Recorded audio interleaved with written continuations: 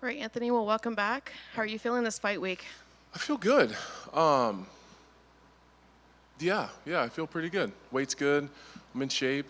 Um, I don't know. Fight week feels good, so I'm happy to be back. Can you talk to us a little bit about how this fight came about? Yeah, so when he was supposed to fight, when Khalil was supposed to fight Dawkins the first time, I think Dawkins got hurt, and they called me initially then. I don't remember where that fight was, but where was it? Vancouver. Maybe. That makes sense. Anyways, when Dawkins fell out, they called me to fight Khalil on short notice then, and then I don't know whether it was Khalil or the UFC decided to not put me in short notice and then push that Dawkins fight back. So that didn't happen the first time, and then I've been looking for a fight. I was trying to fight in January, and they told me to keep an eye on the Rountree Osmont fight, and that I would probably fight the winner. So I already was kind of expecting that it was probably going to be Khalil. And then they said that Osmont was out. They wanted me to fight him in Austin, but there was like 6 days or something like that. It was really short notice, and I said I would take the fight, but I couldn't make 205 that fast. So I asked for a catch weight, and everyone was good with the catch weight, but Dana isn't a huge fan of catch weights. So he asked if I would make 205 this weekend, so gave me an extra week to make the weight class. I said, yeah. So it sounds like there wasn't any hesitation when the fight was approached. No, I don't. If I'm healthy and not coming off an injury or something like that, I'll always fight. Bisping said that you took this fight because you're daring to be great. Do you feel like that had any play in the decision? Maybe. I love fighting, and I want to continue to fight my way towards a title fight, and doing things like this puts you in great positions to do that. Also, sometimes you just want to feel alive.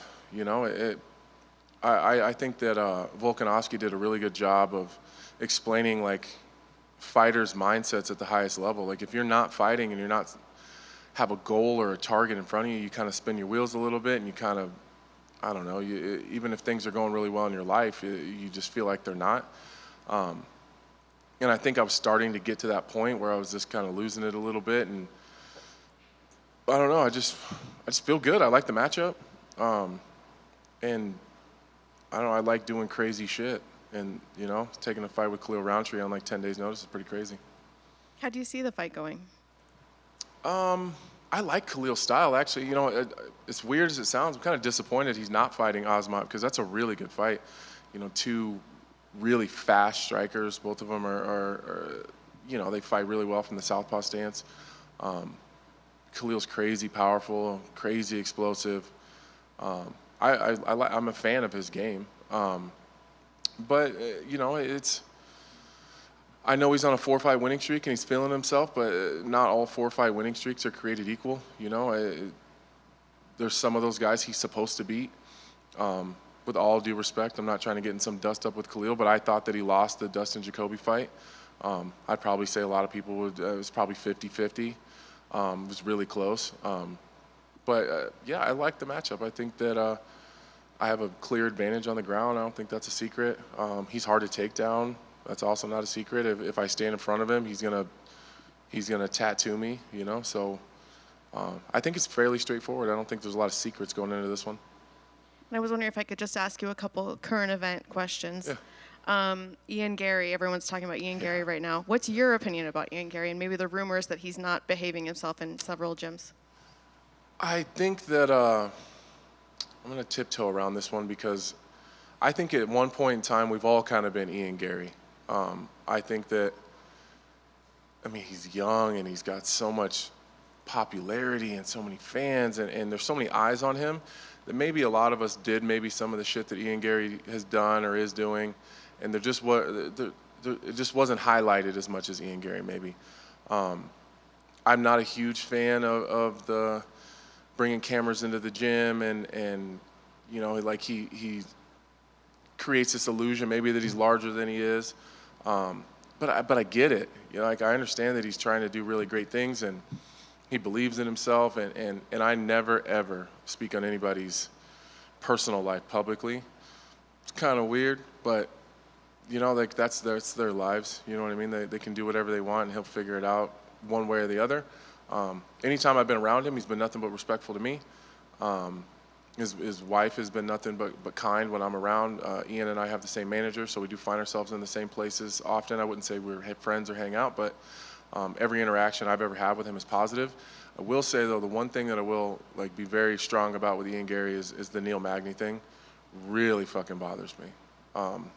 But I've known Neil, I've 15 years, you know, like a large portion of my career.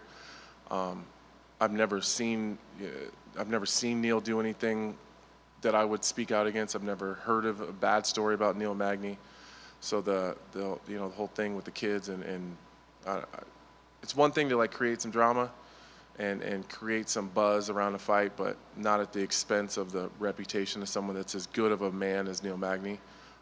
That's the one kind of strong opinion I have on it. But other than that, I've had great experiences with him. Thoughts on Alex winning the title? I'm happy for him.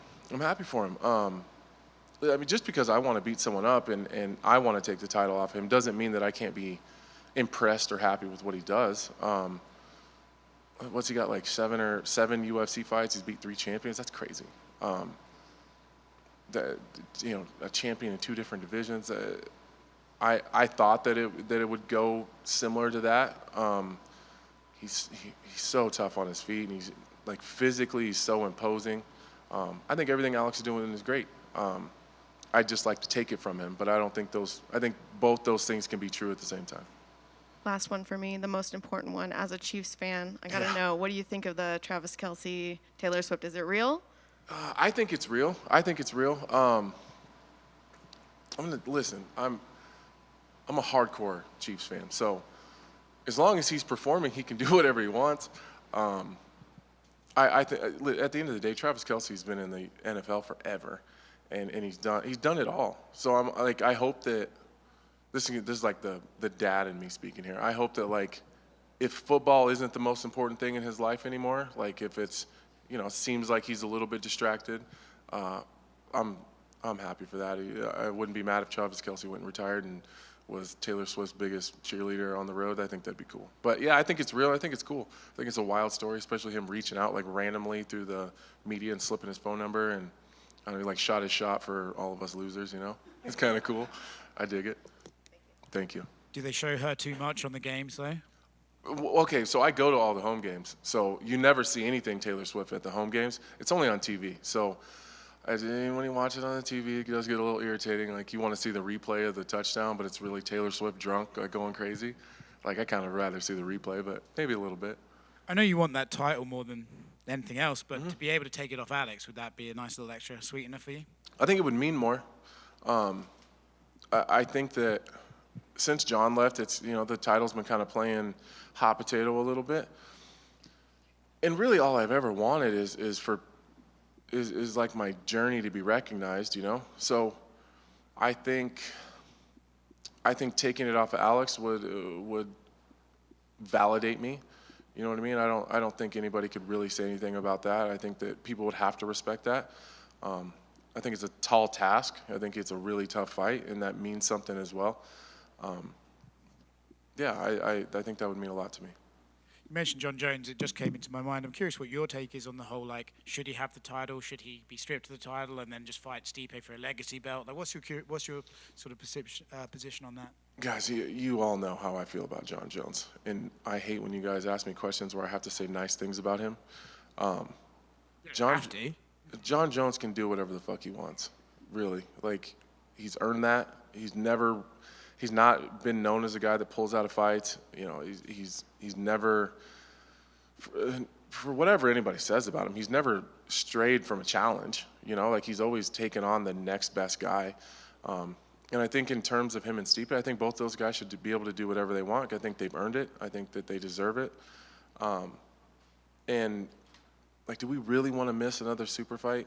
Like, how long did we talk about Anderson Silva and GSP and Anderson and John Jones and Habib and whoever? You know what I mean? Like, we've done this back and forth. Like, we want all these super fights, and now we have the opportunity for one, and everyone's calling for John to get stripped of his title. Like, let's not fuck this one up. Let's just let him heal up. Let's let it. And I know it makes absolutely no sense for, there to be an interim champion and John to defend against someone who's not. But I mean, we're not like other sports. I think we can kind of change the rules sometimes and just give the fans and the people what they want. Special cases for special people, basically. I think so. Yeah, I agree with that. You opened up as a kind of a big underdog, and he's like a minus 250 favorite over. Damn. Is that nice? Is that kind of crazy to you? No, man, it's par for the course these days. Like, I mean, if you go back and you look at his last couple fights, he looks like an absolute savage. He's stomping people, and his finishes are so brutal. Like, it's easy to. I get it. Did Dustin give you any tips on to fight Khalil? Oh yeah. There's been a lot of people who give me a lot of tips about fighting Khalil. I don't know what's up with that, but I always thought he was fairly liked. But a lot of people have given me lots of tips on Khalil. But yeah, Dustin was in there with him for a long time. Again, I think Dustin won that fight, but it was really, really close. I think Dustin made that fight harder than he needed to. And both of them are very good at what they do, and both of them were very content doing what they're comfortable doing. It's kind of standing in the middle, stay in front of each other, and play that game of kind of be a sniper and play darts. And Khalil was just was a little bit ahead. But I can't do what Dustin Jacoby does. That guy's really special in terms of his striking. So even if I wanted to, I couldn't fight Khalil the way that Dustin did. Like you said, the division's kind of like in a weird spot. There's no clear next opponent other than Jamal. Man, I'm trying. Right. I'm trying, bro. But I mean, so Jamal says he's going to come back, but torn Achilles, who knows when he's going to really come back. But there's a shot you go out there, you do what you do to Khalil. Alex might just call your name, right? So I mean, are you kind of looking at this fight like you win this fight dominantly? Alex calls your name, you're fighting for the title next. I just think I just need to not give him any other option. I know champions always want to feel like they make all the decisions, but if there is no clear contender and I go in there and I look really good and put myself in a position where people start asking for it, then that's the fight. But we got to hurry up and do it quick because we got Ankalaev and Johnny Walker fighting and then Rakic and Blachowicz. Like, let's do it quick, and then hopefully they just want to sign it really fast before those guys fight. This is a random one. What was the thought process of getting that dream catcher on your back? So my wife is Native, and so my kids are part Native, and they're really, really in tune with their culture. So Christmas and holidays, and like they're burning sage. We go to powwows all summer long, and my mom was always really big into dream catchers, and so they were all over our house. They were everywhere. Every room had several dream catchers in it. Depending on who you ask, dream catchers are supposed to, let the dreams through and catch the nightmares, or catch the nightmares and let the dream. You know what I mean? It depends on who you ask, but that's kind of the idea. I'm just a dream chaser and living this wild and crazy life. Thanks, man. Mm-hmm. I know to take yourself out of it, to put you back into like a fight analyst role. Mm-hmm. Just one last one going on, Alex. When you look at his skill set, does he have the skill set to be able to stay a champion when you look at the guys that are right up there in the rankings? Well, there's a couple guys that are going to give him problems for sure. I think Ankalaev stands out. That's for Alex's style. That's a really tough one.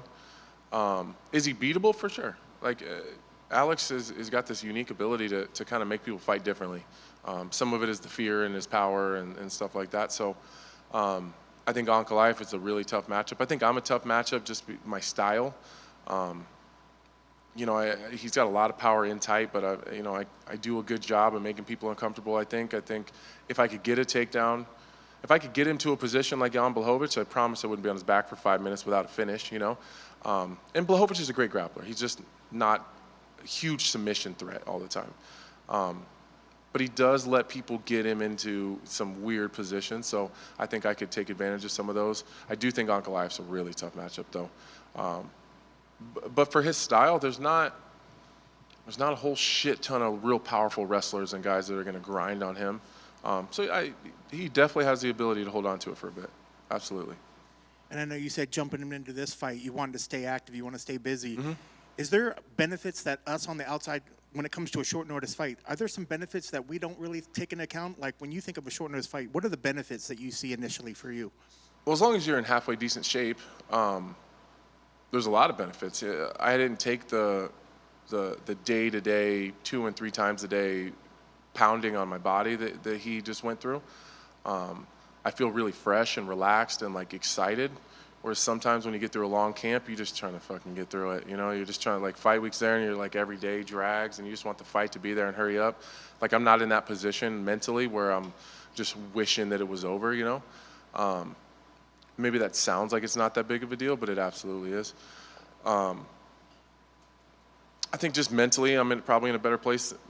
Maybe not a better place than he is, but I'm in a great place. Just there's a lot of excitement for me and like anticipation and you know, my weight's good, but you know, if the weight thing is absolutely. I mean, he's been in camp, had to, you know, watching his diet, and I've only had to do it for 2 weeks. I think the stress too, just not thinking about it every day. You know, like he went from one opponent to another and just did that in his last fight. So he was fighting Dawkins, then it got pushed, then he's got to kind of cycle his training camp, and then he's got to fight Dawkins. Then he was ready for Azamat, which is a totally different style than I am. Azamat is a short, stocky southpaw that's really fast, and I'm none of those things. You know what I mean? I'm not short, I'm not stocky, I'm not a southpaw, and I'm not that fucking fast. So I only have to adjust to his style. I didn't have to change my training camp, you know what I mean? So I think there's some advantages.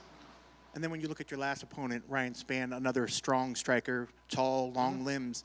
Here you're getting another strong striker. Are there similarities between the two of them? And in a sense, was the last matchup tougher than this matchup for you, due to a lot of people thought Spann had maybe some better submission skills? Well, they do very different things. I think that in terms of like their killer instinct, I think that, especially going into the second fight, I think Khalil's going to be more willing to get into a firefight and engage, whereas Ryan Spann did that one time and it didn't work out, so he was a little more tentative the second time.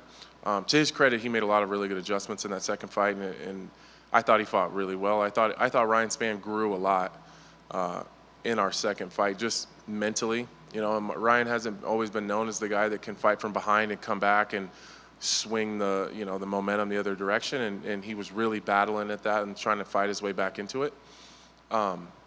Which I don't know. I think that although it's a loss, I think he probably learned a lot about himself in our last fight. In terms of, yeah, I mean, it's another big scary black guy that hits hard. You know what I mean? It's they are very similar in that aspect as far as just their athleticism and their speed and the things that they can do. I don't suspect Khalil is going to be jumping submissions or looking to grapple. I hope so, but I don't see that happening. But yeah, there's definitely some similarities. I think power-wise, they're very similar. And you kind of mentioned a little bit earlier about wanting to stay busy, but you're fighting backwards. Is there, in a sense, is this kind of a no-win situation? Because you're taking the risk of fighting the guy with a lower rank, or if you get a win regardless, does that matter? The rankings are for people on Twitter and you guys. You know, like, we don't really pay attention to that too much. And to be very honest, the UFC doesn't really pay that much attention to it either. Rankings are, it's like a marketing machine. You know, it's really easy to make people care about something more if there's numbers next to their names. But like, the UFC they understand how tough of a position I put myself in, and how hard it is to come in on short notice and beat a guy like Khalil, and even harder, like, to look good doing it. So I think if you come in and you put yourself in these precarious positions and do hard things, I think you get rewarded for that. So I truly believe that the people on Twitter really care about the rankings, but us as fighters don't really think about it that much. Last for me, I guess, your keys to the victory. What needs to happen to make sure you get your arms raised on Saturday? Pressure. It's pressure. If you let Khalil Rountree sit back and be super comfortable and stand in the middle of the octagon and kind of dictate the range, you're going to have a long fucking night. It's going to be a real bad night. So you got to put pressure on him, not just physical, but mental.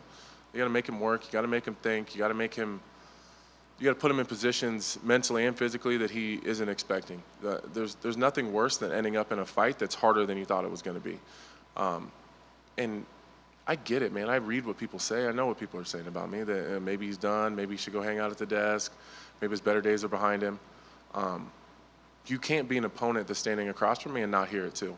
So is he mentally strong enough to ignore that and look at the tape and look at what I've done and how long I've been around and the things I'm capable of and identify me as a real threat? Or is it like, oh, this is the old guy that, you know, he's 1 foot in, 1 foot out? Because if that's the mentality he has, it's going to be a really long night for him too. Is that how you feel?